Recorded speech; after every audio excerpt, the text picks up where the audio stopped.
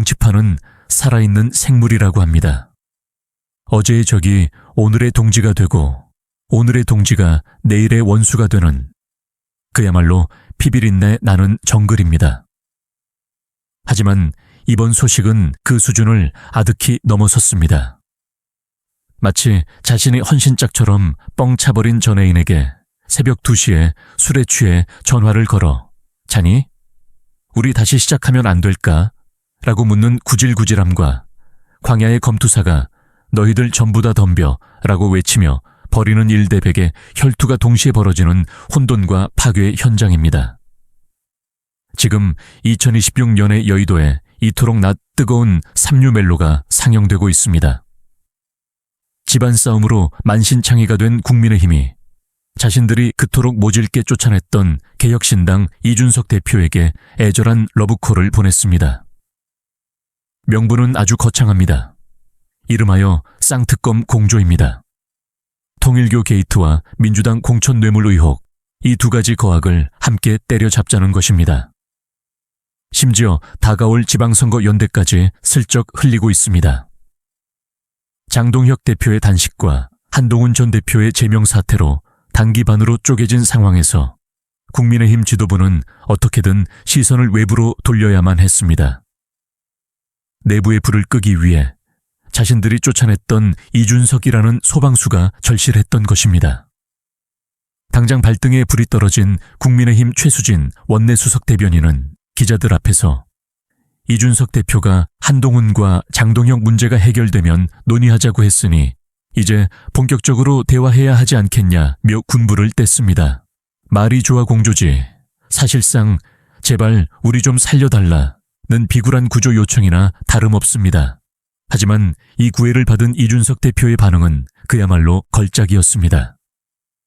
국민의힘의 손을 잡는 대신 뜬금없이 광장으로 나가 마이크를 잡고 사자후를 토했기 때문입니다. 부정선거론자들은 비겁하게 숨지 말고 다 튀어나오라며 시간과 장소 무제한으로 나 혼자서 100명을 상대해주겠다는 전대미문의 1대100 끝장 토론을 제안한 것입니다. 국민의힘은 살려달라며 손을 내밀었는데 이준석은 엉뚱한 곳에 대고 결투 신청을 했습니다. 도대체 이 엇갈린 시그널, 이 기막힌 부조화는 무엇을 의미할까요? 이 기묘한 상황을 이해하려면 우리는 국민의힘과 개혁신당, 그리고 저 지긋지긋한 부정선거 음모론 사이에 얽힌 질긴 악연의 역사를 되짚어봐야 합니다. 지금 국민의힘은 절체절명의 위기입니다. 한동훈 전 대표라는 당내 최대 주주를 제명하며 스스로 팔다리를 잘라낸 국민의힘 지도부는 지지층의 분노를 잠재울 희생양과 새로운 이슈가 필요했습니다. 그래서 꺼내든 카드가 바로 쌍특검입니다. 민주당을 공격하여 보수층을 결집시키려는 전형적인 적대적 공생 전략입니다. 하지만 국민의힘 단독으로는 힘이 부칩니다. 원내 의석수도 부족하고 무엇보다 여론전을 주도할 스피커가 부재합니다. 장동혁 대표는 무게감은 있을지 몰라도 대중을 선동하는 날카로움은 부족합니다. 그래서 그들은 눈을 돌렸습니다. 과거 자신들이 내쳤던, 하지만 여전히 보수 진영에서 가장 강력하고 날카로운 확성기를 가진 이준석에게로 말입니다. 이것은 뻔뻔함을 넘어선 처절한 생존 본능입니다. 토사구팽했던 사냥개를 멧돼지가 나타나자 다시 불러들여 짖게 하려는 속셈인 것입니다. 그들은 이준석이 과거처럼 당을 위해 선당후사할 것이라는 헛된 희망을 품고 있는지도 모릅니다. 하지만 이준석 대표 입장에서 국민의힘의 이 제안은 독이 든 성배입니다. 첫째, 불난집에 뛰어들어 같이 타 죽을 이유가 없습니다. 지금 국힘에 들어가 봤자 내부 총질러 혹은 구원투수라는 프레임에 갇혀 소모될 뿐입니다. 이미 한 번 겪어본 시나리오를 반복할 만큼 그는 어리석지 않습니다. 둘째, 무엇보다 그가 가장 혐오하는 비상식과의 동거를 다시 시작해야 하기 때문입니다. 이준석 대표는 계산이 아주 빠른 사람입니다. 지금 국민의힘이 내민 손을 잡는 순간 자신은 국민의힘의 이중대로 전락하고 개혁신당의 선명성은 사라진다는 것을 누구보다 잘 알고 있습니다. 게다가 국민의힘 주변을 맴도는 그 지긋지긋한 망령들, 바로 부정선거 음모론자들과 다시 한 배를 타야 한다는 것은 그에게 있어 정치적 자살 행위나 마찬가지입니다. 기억하십니까? 2020년 총선 참패 이후 보수 진영을 장악했던 광기를 말입니다. 투표함이 통째로 바꿔치기 당했다. 심어진 배추잎이 투표지다. 사전투표 QR코드에 공산당의 비밀 지령이 있다는 식의 주장을 펼치던 황교안 전 대표와 민경욱 전 의원이 주도했던 이 광기 어린 흐름은 보수 정당을 합리적인 대안 세력이 아닌 반지성주의 사입이 집단으로 낙인 찍히게 만들었습니다. 2030 청년들이 보수를 틀딱이라고 조롱하며 떠나게 만든 결정적인 원인이었습니다. 이준석 대표는 당대표 시절 이 음모론과 피 터지게 싸우며 보수를 낡은 이념과 미신에서 해방시켰고 그 덕분에 2030 세대를 끌어들여 대선과 지선에서 승리할 수 있었습니다. 그것은 그의 정치적 자산이자 자부심입니다. 그런데 그가 쫓겨난 지금 국민의힘은 다시금 이른바 윤호개인 세력, 즉 맹목적인 부정선거 음모론자들의 눈치를 보고 있습니다. 지지층이 얇아지니 극단적인 목소리에 기대는 것입니다. 당의 체질이 다시 2020년에 암흑기로 회귀한 것입니다. 그래서 그는 국민의힘의 러브콜에 대답하는 대신 아주 영리하고도 잔혹한 입당 테스트를 설계했습니다. 그것이 바로 1대100 끝장 토론입니다. 이준석 대표가 SNS에 공개적으로 던진 결투장은 단순한 이벤트가 아닙니다. 국민의힘 지도부를 향한 가이드라인이자 최후 통첩입니다. 나랑 손잡고 싶으면 너희 당 주변에 기생하면서 표를 갉아먹는 저 비상식적인 사람들부터 정리하라는 것입니다. 내가 판을 깔아줄 테니 저들이 얼마나 허황된 소리를 하는지 전 국민 앞에서 검증받게 하고 그 뒤에도 저들을 쳐내지 못한다면 우리는 영원히 남이라는 강력한 메시지입니다. 그는 황교안 대표와 민경욱 대표를 콕 집어 거명하며 도망가지 말고 나오라고 압박했습니다. 이것은 그들을 링 위로 끌어올려 그들의 주장이 얼마나 빈약하고 논리적이지 못한지 만천에 까발리겠다는 공개 처형의 예고입니다. 이준석은 팩트와 논리로 무장한 싸움달기입니다.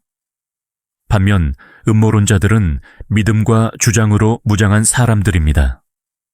데이터와 증거를 들이미는 이준석 앞에서 느낌이 이상하다고 주장하는 100명은 추풍낙엽처럼 쓰러질 것입니다.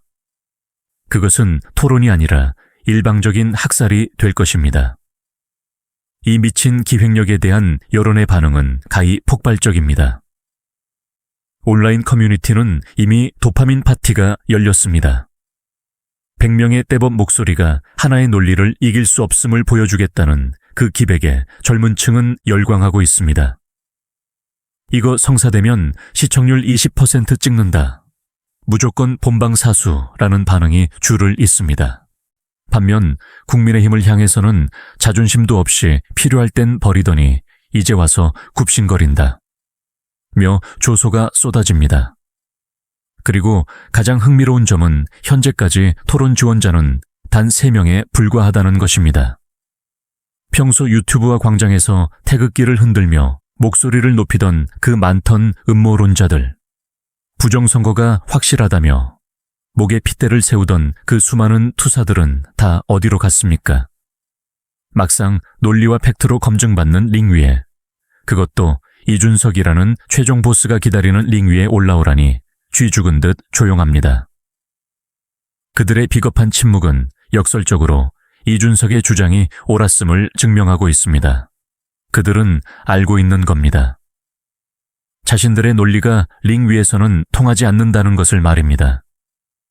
정치는 명분 싸움이고 연대는 신뢰의 문제입니다.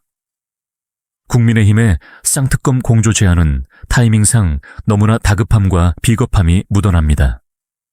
자신들의 내부 분열을 덮기 위해 외부의 적을 만들고 개혁신당을 방패막이로 쓰려는 그 얄팍한 의도를 산전수전 공중전까지 겪은 이준석 대표가 모를 리 없습니다. 이준석 대표의 1대100 토론 제안은 단순한 쇼맨십이 아닙니다.